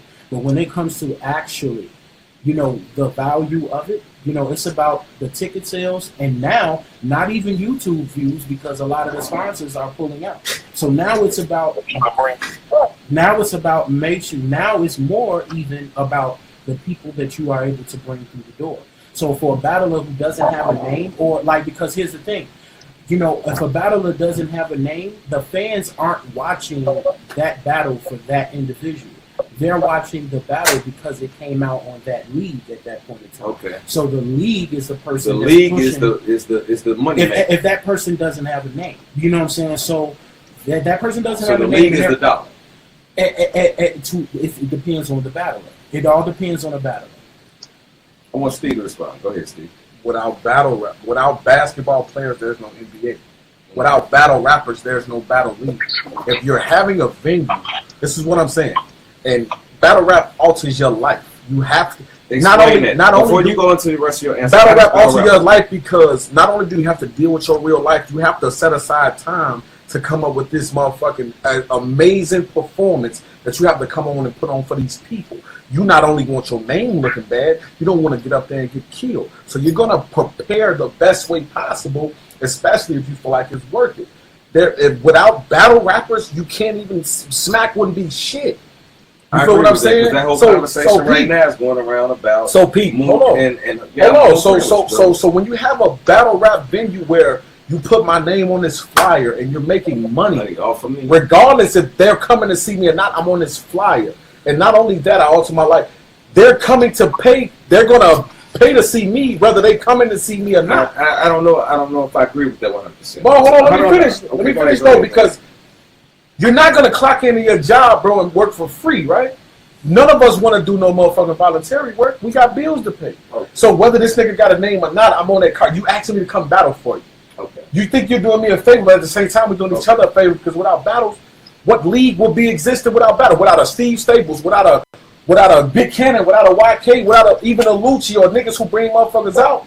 You're not going to have a league, bro. Can I dispute that on one line? Go ahead. We in Vegas right now. So after he's done, after you are done, I'll rebuttal that. We in Vegas right now, right? Correct? Indeed.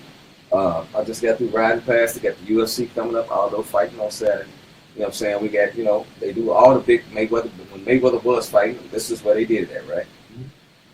There was a main card. Niggas came to see Mayweather. There was 7, 8 other fights on that fucking card that were undercards that nobody even knew who the fuck they were, bro. Whoa.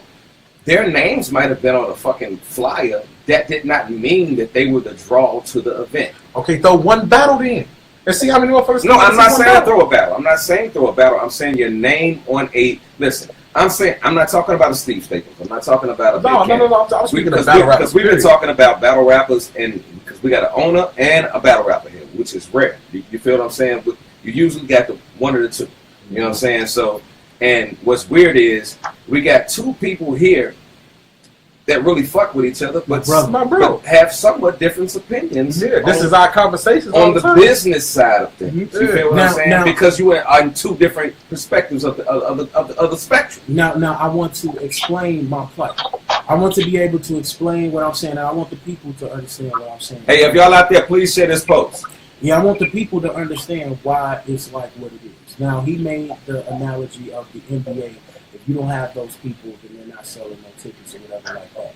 They pay according to what that individual and what that team is doing. From what that team is doing and the performance of that individual. Yeah. Now, there are people that are there, and listen, battle rap isn't at a point. We aren't at a global point to where, and especially a league like Guerrilla Warfare, we were at a position to where we were growing and we were getting more names and things like that, but we're not clocking in a lot of money to be able to say, or the numbers, or the numbers from even the battlers to say, okay, hey, you got us this, Lex fam, let's go ahead and pay you this. We can really pay you this, and we'll be still good or whatever like that. It is a hand-in-hand thing. The battlers have to know that everything costs, and there are things that battle rappers and athletes are totally different from. And here's the thing: with athletes, they pay a lot of cost that people don't talk about. They pay their managers, they pay their agents, they pay other things. They pay other things to get them. It's a whole lot. It's a whole lot of shit within their contract that they have to do that they're obligated to do. Now, here's the difference with battle rap.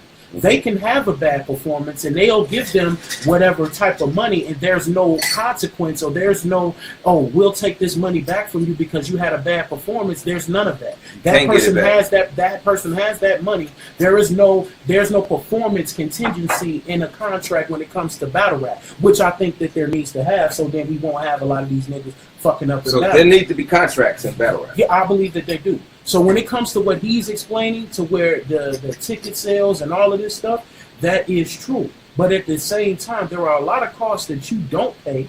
There are a lot of things that you don't do when it comes to being a battle rapper that would allot you the opportunity to get paid every time that you perform. And now you would ideally want to get up to that position. I didn't get paid my first 7 battles. My first 7 battles in the game. I know, understand that, because I had a conversation with my man Luch, and he's told me he's only been paid for 1 battle. But here's my thing: you don't get paid for your performance. It's about, you have to garnish that. You have to garner that attention. You have to get fans that are more intrigued to see you, that will pay to see you. There's a lot of different things that a lot of battlers today are privy to. Y'all put the right cards but now a lot of those things that a lot of battlers aren't privy to right now. They didn't have to grind to get these fans. They didn't have to be on these fucking performances and have to have incredible performances battling across the world doing this shit. They didn't have to do that. Because the platform is different. The platform is a lot different than what it was for us back in the day. We watched it back in the day. So these niggas can have one. These niggas can have one. We battle for $0. These niggas, no, because you're supposed to. This is what the problem is. You got. I didn't get my first check. Listen, the first time I got compensated to ever do a battle, it wasn't even money. It was for me getting a plane ticket, and that was it. I had my travel. And not even my hotel. I had to do everything. These guys now, they have got spoiled to the thought of being paid. I didn't start battle rapping with the idea of getting paid. A lot of these people now, they have the idea. They have the idea of what happened when it changed. And I'm not saying, and it's not. I'm not mad at that. I'm not mad at the end of the bench still get paid. I'm gonna tell you why I'm mad at that. I'm gonna tell you why I'm mad at that. I'm not mad at that. When you was in the NBA, don't the nigga at the end of the bench that you don't know still get a check and he get a ring when they win the championship? There's a difference, bro. Hey, come on, bro. There is a difference. Listen. I do not want to get battle rap, confused with the NBA, because it's a total, it's a two. I'm gonna tell you why. I'm gonna tell you why exactly. And number one, money. There's so much money in the NBA, right? That is not. But people come out. The people pay to come out to see King James, right? Listen, what I'm about to tell you, bro. How much? Listen, hold on. I'm about to discredit your whole. Man, listen. Don't discredit my shit. That's your fact. I'm gonna give you my. I'm gonna talk for us battle rappers. No, listen. I'm a battle rapper too. Listen, I'm not talking. Listen, I'm talking as a. You're talking as an owner right now. But I'm saying real shit. I'm talking as somebody that listen. Niggas that know me, Luch, you can testify to this. Am I not a producer, bro? Yeah, you are. Am I a rapper, bro? You're a rapper, produce, mix, man. You know what I mean? Like. I didn't get into this shit just on some old, but battle rap is not my thing. But I see the connection in the two art forms. You feel what I'm saying? When y'all on stage, in my mindset, when you do a round, you're making a song. Yeah. You feel what I'm saying? Some niggas actually write that way. I know they do. You can listen to that. Certain people, you can listen to their cadence and their pattern and tell that they're right. Hitman Holler. He writes his shit like almost a song. If you listen, even if you listen to how he do his So all that shit is a cadence. Certain niggas rap that way. Other niggas do not rap that way. But you have to follow the story. And with battle rap, either one or two things happen. Either you catch the story, or the story makes no fucking sense to you. If you understand battle rap, do we all agree on that? Right. Either the story has to fucking make sense, meaning the bars have to connect to tell the story within that 1 round or 3 rounds to make some shit happen. If you don't do that, bro, period, I don't give a fuck what your name is, how much you put in the work. There's a difference between what your name is on a card and what you think your worth is. Because in the NBA, there's a money machine. So they already know they going to pay a certain amount of motherfuckers that's going to sit on the bench. Battle rap does not have that casualty of war. Exactly. It's not a team sport. It is a individual sport, to where performance is what garners you a harder payday, and your fans and popularity get you a higher payday. So if you aren't as popular as a Hitman Holla, if you're not as popular as, okay, right now, and this is no disrespect, and this is, man, he know it, this is my brother. Steve Staples is not at the same plateau as the Bricks right now. No. So if Brick's name is a higher name from him, that's bar-wise, and if bar-wise and talent-wise, we ain't yeah, talking about that. Yeah, We're not talking about that. Like that, I know, bro, he can do his thing. But as far as name-wise, name recognition, more people would be attracted to a Bricks than they would be to a Steve Staples on the card. So he has a lot more warrant to say, or a lot more. He can say, "I want to be paid this," and that person can bring that back. Now, when it comes to a Steve, if Steve says, I want, let's say $400. This is the number. You know, say I want $400. Okay, Steve, why are you worth $400? Why should I give you $400? What can you assure me to get with $400? So, if he says, oh, I'm gonna bring 10 people in the door. 10 people in the door is the 10 people in the door. If we're only charging $10, that's only $100, Steve. And that $100, we need to pay the cameraman. We need to pay the everything in the nigga. I'm standing up here, you know, with the camera, like the lights, everything else, the security, the plug, other things like that. What am I giving you this money for? Why should you get this money? So every y'all don't know who all coming to see this nigga Bricks. Y'all just feel like he got a bigger name, so y'all don't know who the fuck. This is Chicago. Not only does Steve Staples has a name in Chicago, Bricks does have a name, but how do you know $400 worth of people ain't coming to see Steve Staples? Answer that question. You feel what I'm saying? They going out on the limb because it's Bricks. No. Answer that question. As the owner, let me answer the question. Here's the thing. Name is not always about the return.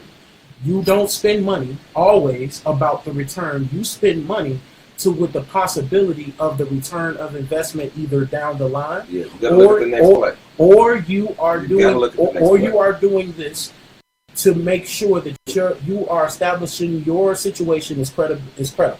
So when it comes to getting guys, and the third option is unless you just believe in it so much that you just throw your you just stupid to throw your money out. Now a matchup between Steve Staples and a Bricks. On paper, the people who know Steve, they say, man, that's a nice battle.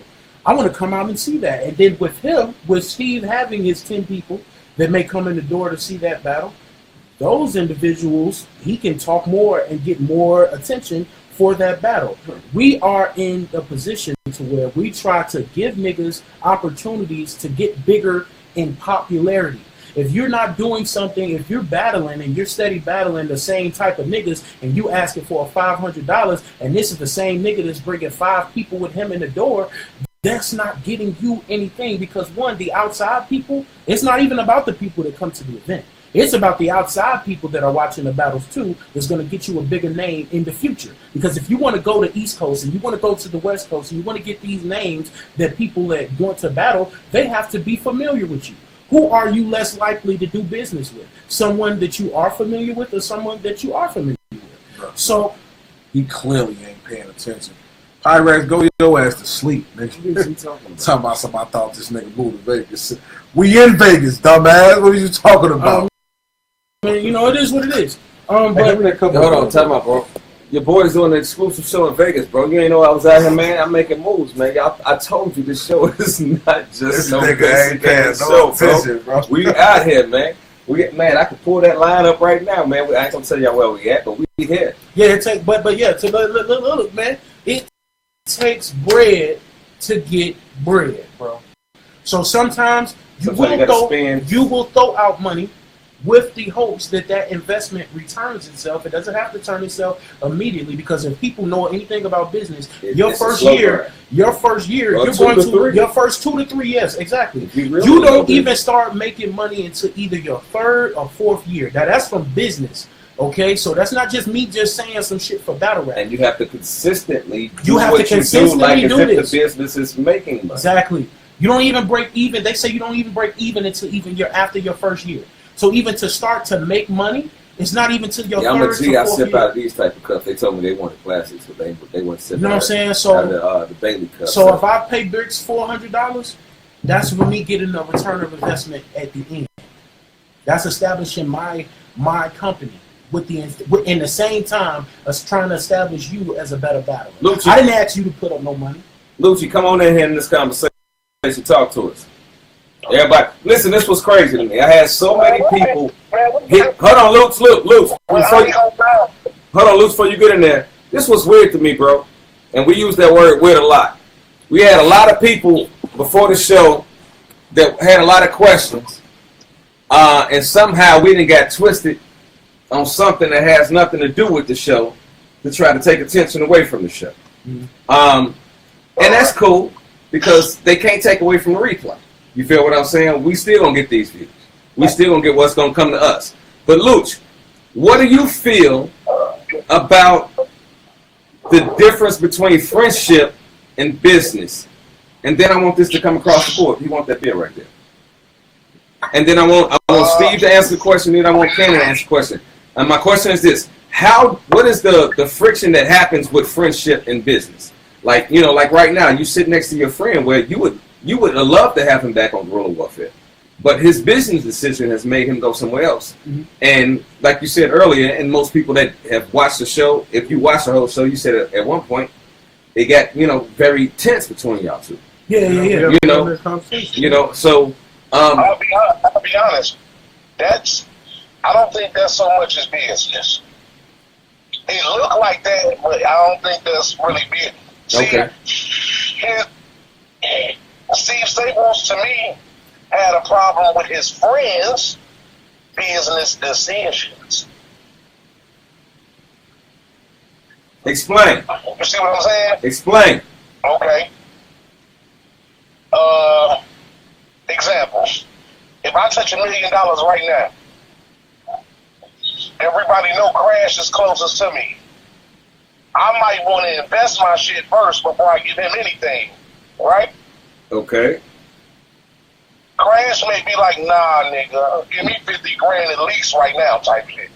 But I'll be telling Crash like, hold on, nigga, I'll give you $1 million. Let me triple it first. Okay.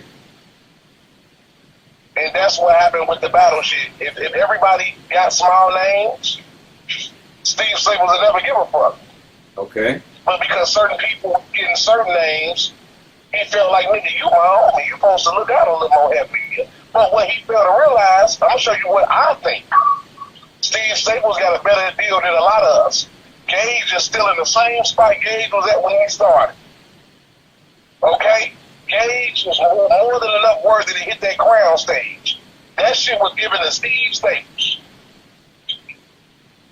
Okay, so, all right, so when people, and here's the thing, and this is one of the biggest things that, I think that people have I think that people talk before they actually know the truth of the situation. So let's explain that situation right there. Why Steve Staples, made it to that stage versus Guns on the crown. We all said, prior to that battle event, that the top performances would have the opportunity to battle on the crown. Okay. When Guns took on his opponent, he had the best situation. Mention his opponent. I don't remember who he went against. That's why I didn't mention. That's fair. I didn't mention it because I don't remember. So whoever Guns battled. Hold on. He did. Oh, so It okay, so it was Guns We versus. had a classic. It was Guns versus. Hold on. But hold on. Before the crown, he went against Gage and died. Okay, but even That was that, but happening. to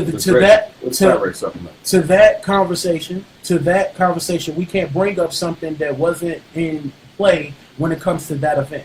So for that event again, it was that it wasn't. So again, for that event, it was the two people who had the best performances that would be able to get to the crown. So for Guns, that event, Guns had the best performance out of the people that was on that event. He had the best performance. So and was that a guerrilla warfare decision as a staff? Yes, we talked about staff. It's as a staff. As a staff, that was already predetermined, and we all talked about it, and we all said that Guns had the better performance out of everybody that night. Okay. So the second person that was up to that was Meech. So it was supposed to be Meech and Guns for that event. Okay. But I'm not, and I'm going to sit up here and lie. I don't remember what happened with it not being Meech. But what I did know about it was we was going to the other people that it was. Then it was, I think it was Tupac and it was somebody else. But then we had the thought of, hey, Steve didn't get the opportunity to battle that time because he was supposed to battle Oops on that card. Okay. So when he didn't get the Shout out to Oops. yeah, he was supposed to battle Oops. So because Steve had got ducked and he didn't get that opportunity to actually get, to show his performance, and he had some shit for that battle. He didn't even get that opportunity to show off that battle. Then let's just quick question. It was a favor. One quick question before you get there. What was the time differential between what Steve had to switch his shit up? No, it wasn't a switch up thing because the crown and that event were in two different time frames. Okay. So I was thinking that Steve thought he was going into it with one opponent, and then it's no, it wasn't. I know it was Guns. So Oops. I'm not gonna say he ducked the battle, but he wasn't able to do the battle. Okay. So we said things didn't work out. Things didn't work out for that battle. So we said, you know what? Hey, Steve didn't get the opportunity to battle, so we're gonna go ahead and match Steve up with Guns, and that's how that crown battle happened. So when it comes to a lot of things, people say things, and I think that they say things out of speculation and say things without actual facts on the stuff, and that's the issue that I have with a lot of individuals. With battle, would you say with battle? I didn't know the backstory, so I couldn't. That was just off what I saw. So like you said, speculation. Right. Speculation. That's what I'm saying, and this is my biggest issue with that guy, with Lucky. Okay. He doesn't know things, and he goes by things trying to create a show instead of actually talking to the main source and of actually having a man-to-man conversation. He goes to Facebook and he tries to blow things up and try to make them what they are not, and that is my issue. Like, we grown ass men, like me and you. If I see a guy at an event and I have an issue, man, where this is my boss, right? And I'm not saying that I'm the boss of anybody, but I'm just speaking of. I'm just trying to make an analogy here. I'm just trying to make an analogy here. So if we have if this person is my boss, they're my overseer, they are somebody who pays me or whatever like that, and I have a discrepancy with them, and I think that I should, and I see this person somewhere, and we're in a business setting now, because with battle rap at a battle event, that's still in the realm of a business setting. So if me and you have a discrepancy, you talk to me about that issue, and we can handle it and hash it out like men. But if you go on a Facebook post and you try to, I don't even know what it is. That is my issue. That means that you're not trying to get to the bottom of anything. You're not trying to help any situation out. You're trying to create a circus, be a part of a clown thing, be a clown, and then you want me to be involved in that show, and that's not what I'm about. So that's my issue with a lot of people. Now let me intercept, because maybe you forgot to be Kannon. Well, now the world get to hear. Honestly, when I was at the Danger Zone event, and I saw you, and I saw a bunch of other battlers that was GW. I didn't know what the fuck was going on the inside. With my job to know, because you and Gracie privately are friends, and it was job before me. Correct? You said we are what? Y'all are brands. Your crazy are brands before me. I didn't know nothing that was going on or nothing. Now, when I came in, my bad, I ain't gonna lie, I don't trust people. So, when I saw you noticing all of your battle rappers walking in, I'm talking GW now, you ain't acknowledged them one bit. But when I saw Big T walk in, it was smiles and handshakes. Now, I had a problem, and the reason I didn't address it, because it was in public. Now, I went to the book about it because it hurt me so bad. Now, I didn't go to the book because of myself. Here go me again. Hold on, people. You don't know what's going on, but I tell you. Here go me again, throwing myself out there for other motherfuckers. If I'm lying, you can tag me in. Think Funk came to me and said, bro, Think Funk and Mental DI. They say, bro, man, why Big Kannon acting funny? I say, I don't know, man. I say, you know what? Certain shit just ain't feeling right. G-Dub, but you ain't been the same. I say, but don't worry about it. I'll address it when I leave. Because they didn't want to. And y'all know I'm outspoken, so I put myself in the book. For one, I don't really too much care about this shit that much that even I don't work with feelings when it comes down to this shit. Like the same way with Steve Staples. He didn't video call me to start nothing, to do nothing. Everything me and Steve Staples never saw eye to eye. But guess what? Did I ever badge him since I've been on here? I'm not badging you. Steve disagrees with that, bro. Hold on. Time out. Let me get Steve in. Steve said, every chance you get, bro, you be trying to, you definitely try to bash me every chance you get. It got to the point where I say, what the fuck I got an issue with Lucci for? I ain't never had an issue with you until I say, look, this nigga bashing me every time he get a chance to. But besides that, like we don't, because this ain't what this is about. You know what I'm saying? And you know what it's about with me. What it's about with me. I'm not gonna speak. I don't want to hear about Steve. I don't want to hear about none of that shit. It's about with me. If an individual has a problem, if an individual has an issue with me, they can always talk to me. And if Mental DI, and what's crazy is I had just talked to Mental DI and I talked to Think Funk as well. Mama, he spoke to both of them. I spoke to everyone. He spoke to both of them. No, it's not even that. It's not even that. I like forget about that. You know what I mean? I spoke to every nigga who spoke to me, and people don't know my situation. They don't know what's going on in my mind, and I ain't gonna even get to the nitty gritty of what's going on with me. I ain't even gonna do that. If anybody knows, anybody who knows me, they would know I was sitting down for the most of the battle, and they don't know why, and I ain't even gonna get into why. But I was sitting down, and not even at the battles. I was sitting in the back, and was struggling standing up to watch the few battles that I did watch. But we're going to forget about all of that. If anybody has an issue with me, if anybody has a scenario that they want to talk to me about it, I am one of the most open individuals for them to be able to do so. And if a person doesn't want to talk to me, and if a person doesn't put themselves out there to want to have a conversation, I'm not going to be the one. That, bro, because they should have had conversations with both of us. I'm not going to be the one. I'm not going to be the one. I'm not going to be the one to reach out, because that's not for me to reach out. Lucci know that. If you have the issue with me, and I don't even know niggas had issues with me. I didn't know that Mental DI had an issue with me. Listen, it wasn't about the issue. It was the issue that was present that night. You know what I'm saying? Big Kannon, how many times have I reached out to you and say, bro, do you like this round? Do you like this round? That's what this is my issue. And this is my issue. If you can converse with me about what your rounds sound like, if you can converse with me about, man, what should you do, then you should converse with me if there's an issue. Men don't go to Facebook and discuss anything. Men talk man to man. And you have my number.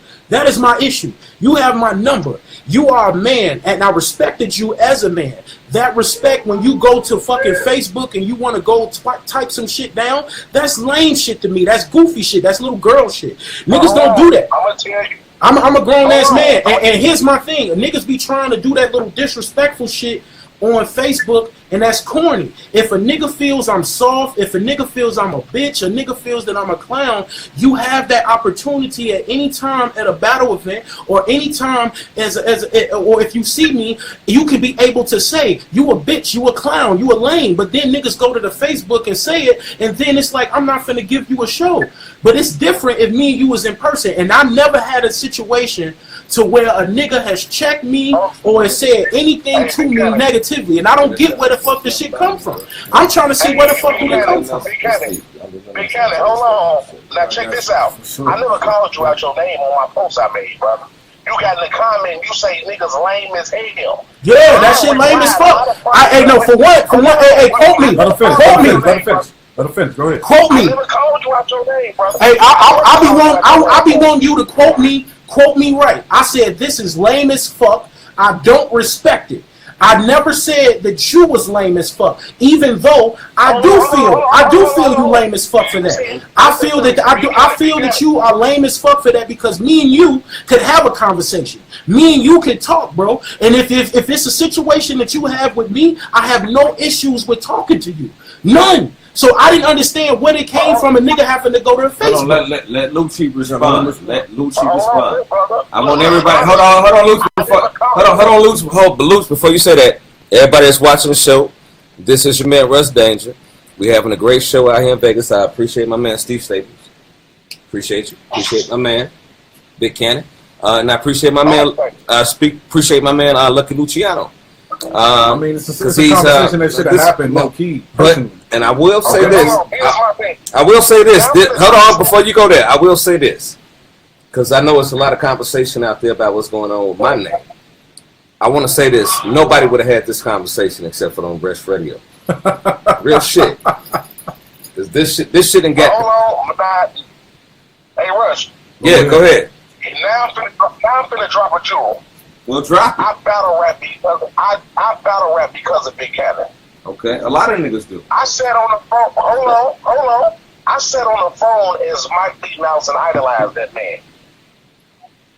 You know what I'm talking about, right? I sat on the phone.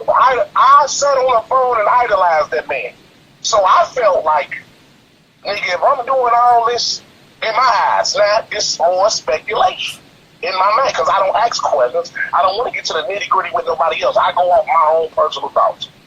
So I sat back and I'm like, damn, the kind of act, to me, I'm like, damn, he acting Hollywood in here, but I still wasn't going to speak on it. It's when other battle rappers that I know are timid say something to me, I don't push it on them, and I know they'll never type it or say it, so I say it for them. That's the reason. Stop taking bullets for them niggas, bro. They grown men, bro. Stop taking bullets for niggas who... These niggas ain't gonna speak for you because you're gonna speak for yourself. If these niggas have an issue, bro, let them talk for themselves, bro. He said he spoke to these two niggas at the event, and I saw him speak to them because I was right there by him when he spoke to both of them. But like I told you, look, I'm human.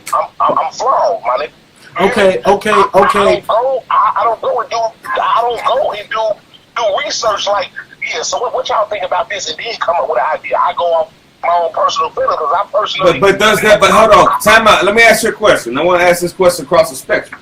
But does that hurt the fucking culture of what we do?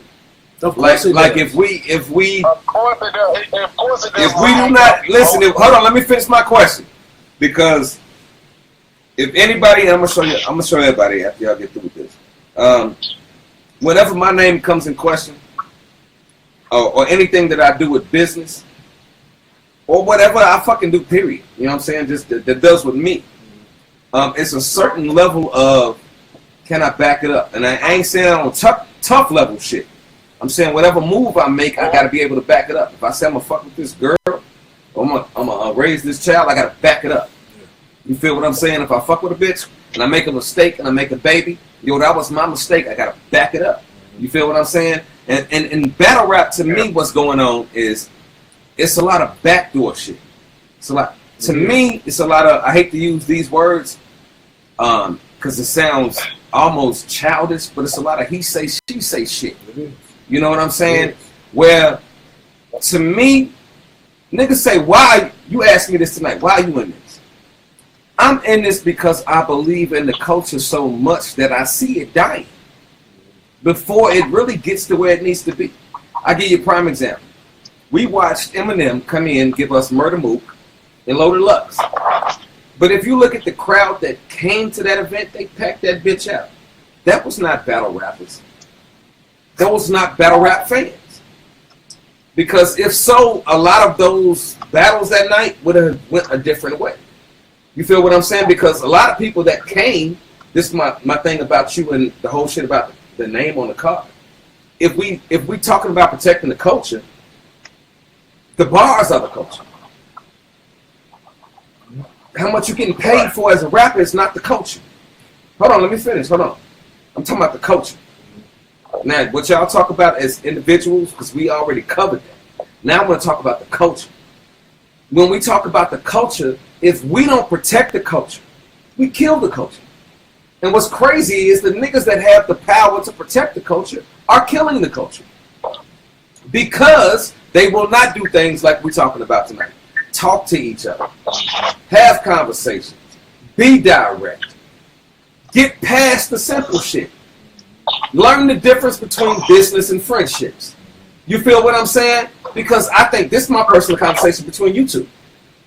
If the conversation really would have been had as friends about business, the business would have worked itself out. Oh, No, listen what I'm saying. No, listen what I'm saying. No, listen what I'm saying. I believe, this is my personal opinion, because I've been listening. During the process, business, who Steve Staples became, and who Big Kannon was as who he had to be in that role, they clashed. But if the friends would have sat down way before the shit happened and said, listen, bro, because this is what I'm hearing tonight. Bro, I had a plan for you. And this is what's funny. This is not the first time I heard this conversation. And you heard this on our last show, am I correct? When Johnny and Rob Metaphor fell out. He said, I had a plan for you, bro. Yeah. That's why we fell out. On that level. Because you didn't see what I had for you. I got one question. Yes, sir. I got one. We'll talk. Speak now, fam. Hold your peace. It's the shit that fucked with me, right? Like, I never complained about whatever opponent they gave me or no shit like that. But Big Kannon probably vouch for. I bring numbers to the door. So even when we wasn't seeing eye to eye, he didn't fuck with certain shit and how I moved. He still rewarded me because I was bringing a certain amount of numbers through the door. It's true. But he go, now this is the fucked up part with me that put a bad taste in my mouth, and I acted off emotion. That's why I'm going to show you where the grudge come from. Steve Staples. He leave Danger Zone and say fuck Danger Zone. I mean he leave Guerrilla Warfare, say fuck Guerrilla Warfare. But if you love your brother, this is something he helped create. And he owned Guerrilla Warfare. Now, when he was an artist for Guerrilla Warfare, I see where he's going. Now, when he was an artist for Guerrilla Warfare, he couldn't get spoon-fed because Big Kannon, as a league owner, had to do part and do what was fair. That's what you got misunderstood. That's what you got Let him misunderstood. finish. That's what you got misunderstood. I never. Go ahead. I don't cross-reference. I told you I go off my personal feelings. I'm human. Forgive me, I can be wrong. Yeah, asshole. I love that. But For that. You gotta love Lucas for being an asshole. But hold on. But what I'm saying is, now that I see Steve Staples leave Danger Zone, Big Kannon get hit for 3 cards. And who's right behind him and who's on those cards. I know for a fact you didn't get those plates yourself. Okay, so you don't know that. That ain't a fact, my nigga. So that's what you. That's what you. That's yeah, right. Okay, you got it. You got that. Okay, so I know for sure Big Kannon got the power to get Gage on me a one-shot kill. Okay, you so got that motherfucker. You ain't put in half the work. Okay, so now, hold on. How I know Big Kannon got the power? Because he got it from me. So you got to respond. Are you okay now? So here's here's the thing. I did know. Hold on, bro. Here's the thing. So all right, let's break this down. Let's break this whole thing down. I knew nothing about Meech. I knew nothing about Meech getting a RBE, a one-shot kill. I know that Heavy did that for him. So I had nothing to do with that. So I know. the thing about Steve Staples getting the one-shot, one kill. Steve Staples and Heavy had a battle the Blueprint weekend. I heard RBE say he gonna bring Steve on. I heard him say that at an event, at a GW event. Oh, okay. So the last 3 cards that Kannon was on, the cards that you're talking about that you may have seen Steve Staples on, the only card that I said anything about getting Steve on that card was the card in Miami. And that was because I said that Gully was out there. I thought that Steve should have got his opportunity to get in front of Gully. In regards to his battle with this one shot, one kill, that was a battle. That was a battle that I put my own work in. That was a battle that nigga, I rap my ass off to get that.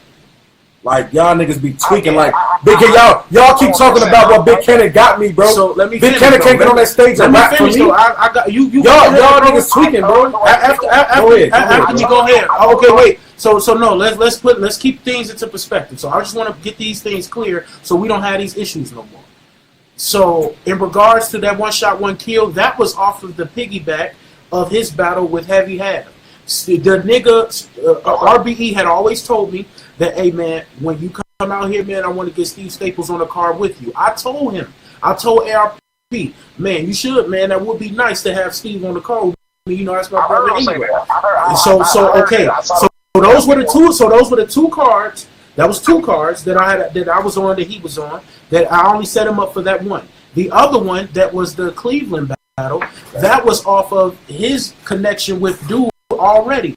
When I got booked for that battle in Cleveland, Steve was like, man, I'm supposed to go out to battle in not Cleveland, Detroit. Detroit. Grand Rapids. In Grand Rapids. And he told me, he's like, damn, you on that card too? Oh shit, we going out there together. We didn't even know each other was on the motherfucking card. So but at the end of the day, I know how it seems. I know how it seems into perception. And for perception, the thing is, people don't know what they don't see. So when it comes to me being out there, me telling the Trap House New Jersey, me telling the Trap House New York about Gage, about the other, he mentioned y'all niggas names. But hold on, but forget that. But nobody can latch on to that because it's not visible. So when people don't see something that's visible, they immediately try to discredit something. And that's fine. And if for people to know, what they should know is that's why you never see me comment on you all's posts when y'all say things negatively to me, because I say it's not worth me even putting myself out there for that. Hey, Big Kannon, well, guess what? As a man, I want to tell you I'm sorry. No.